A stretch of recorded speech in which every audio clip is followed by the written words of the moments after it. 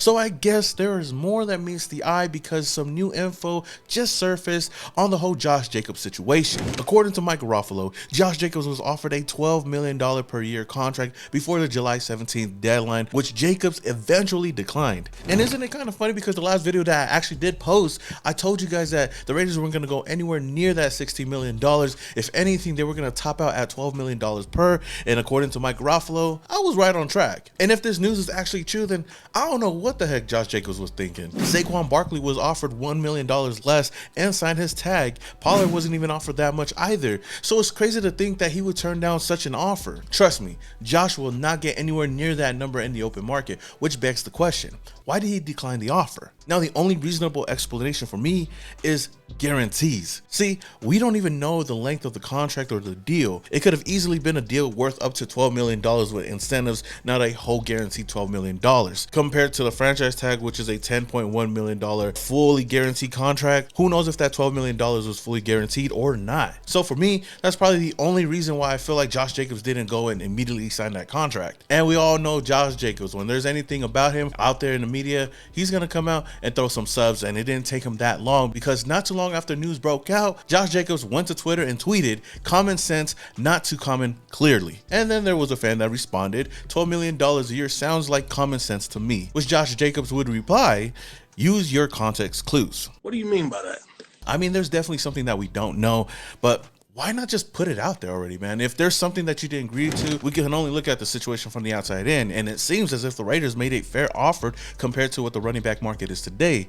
But there's obviously something that Josh Jacobs disagrees with. Time will tell, and I'm sure the truth will come out soon. And like I've stated before, whatever could be going on for these next couple of days or weeks, I do believe that Josh Jacobs is going to be back in the silver and black and sign that franchise tag. And if he doesn't, then I guess we're all aboard the Zamir White train. Now, some other news that just came out a couple of days ago, the Raiders have re-signed my big O's cow, Peko. As you guys already know, he played for the team last year. He's definitely a solid player that we could use on a defensive line and is also a great cam body for some competition out there. Now, another player that the Raiders just brought back after just cutting him just a couple of days ago is cornerback Ike Brown, man. I'm excited about this news because you already know, man, I got a lot of love for Ike Brown ever since he was the first guest that we had on the Ooze Nation podcast. If you guys are not subscribed to the podcast channel, man, go and subscribe to the podcast channel. And the corresponding move, cornerback Jordan Perriman was placed on IR, effectively ending his season. Perriman was an undrafted free agent signing from Washington. Now, I do want to highlight some players that have been getting some love from their peers, man, and some guys that stand out at camp. I actually went to camp on Thursday and gonna be going back on Saturday. But one player that I've seen that looks the part and has been running with the ones has been Isaiah Pola-Mao. He's a guy that I've been rooting for. Obviously, I'm a little bit biased because he's Poly, but nonetheless, you know, Vinny B also showed some love, tweeting this out, saying that, like what I've seen so far from Raiders second-year safety Isaiah Pola-Mao, he actually looks taller than last year and bigger physically. But what really stands out is how smooth of an athlete he is fundamentally. Now, that's definitely huge, and I feel like Pola-Mao could be a player this year that could be fighting for a starting position. I know we went out and got Marcus Epps, and I know that we got other guys that could help out in the secondary, especially in the safety room. Don't be surprised if he goes out there and has a year that, you know, Talanoa Hufanga had for the San Francisco 49ers just last year. I think he can make that same amount of impact, especially when you're adding more size and you're still looking good out there, man. I think Isaiah Pola-Mao is definitely going to be a name to look out for, not only in preseason, but throughout the season this year. Another player that has been getting a lot of love is none other than Adam Plant Jr., man. There's been many reports out there that he looks impressive in camp and has also been getting some love from his peers as well, including Chandler Jones. Before we go, give me one young guy we should be watching in training camp that you think has a lot of potential that we should all be keeping our eyes on the defense. Adam Plant, number 52. See how fast that was? All right. Wow. You see how I didn't even have to say and scratch my. Right. I mean, if Chandler didn't have to think twice about saying your name, then you're definitely doing something right. Patrick Graham was also asked about him, as well as the rest of the defensive linemen, and this is what he had to say. Coach, a name that's kind of been going around the locker room with someone to praise the UDFA you guys brought in, Adam Plant. What has been your thoughts of the progression you've seen so far this offseason? One of the positives, you know, obviously the size. You like to see guys, you know, you want to have some size down there in terms of length.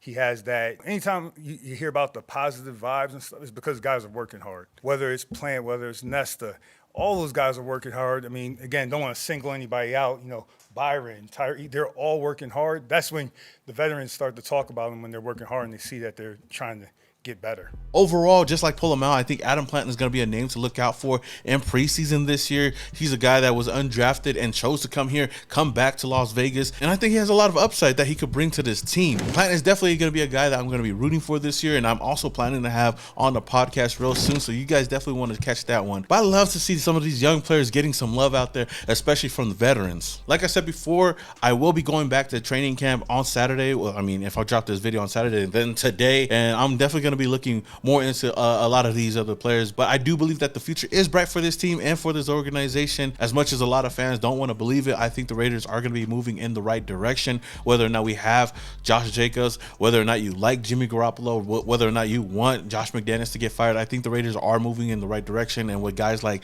Pola-Mao, with guys like Adam Plant out there, and even guys like Zamir White on the offensive side of the ball. So I do want to ask you guys, Raider Nation, who is a player that you think could surprise the Raider Nation and the NFL this year? Let me know your thoughts down in the comments below. One thing that I did want to talk about and bring up just a little bit, do you think the Raiders are getting disrespected?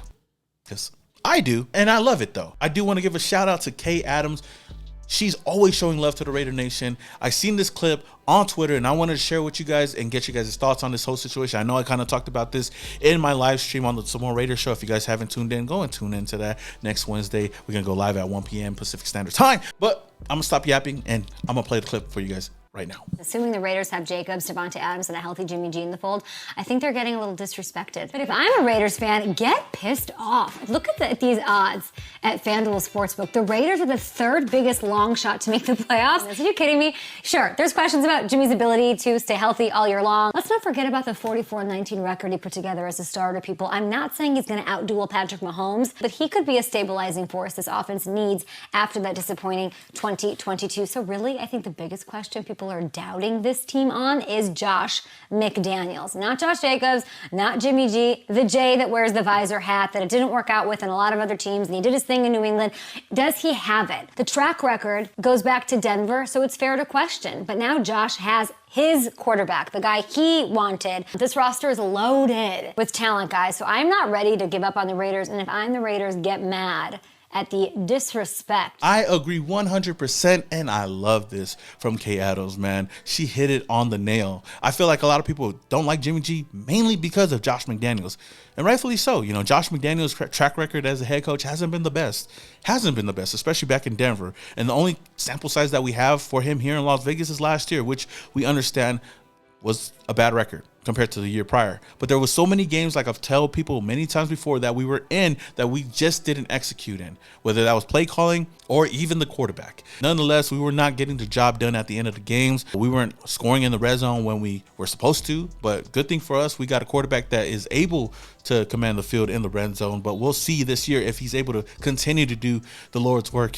in the red zone, because we definitely need to have a lot more touchdowns instead of bringing Daniel Carson's jabroni ass out on the field and kick a field goal. You know what I mean? But nonetheless, man, I do believe that the Raiders are getting disrespected this year across the media, across Raider fans, and I love it though. I love it because when the Raiders are the underdogs going into the season, we always end up going out there and exceeding expectations. But when we have all the high expectations on our shoulders going into the season, we always seem to fail. The fans, the team, the organization. So I'm telling you right now, we're going to have a better season that we had last year. Mark my words right now. Write it down right now. You guys could come back to this video and tell me I was right or wrong, but I do stand by that, and I do believe in this new regime and this new team that we have going forward. With that being said, Raider Nation, what are your thoughts on this whole situation? What are your thoughts on Jimmy G as the quarterback of the Las Vegas Raiders? And what are your thoughts on the Josh Jacobs situation, man? Let me know down in the comments below. Until the next video, this is your boy Small Raider and your boys. Yeah.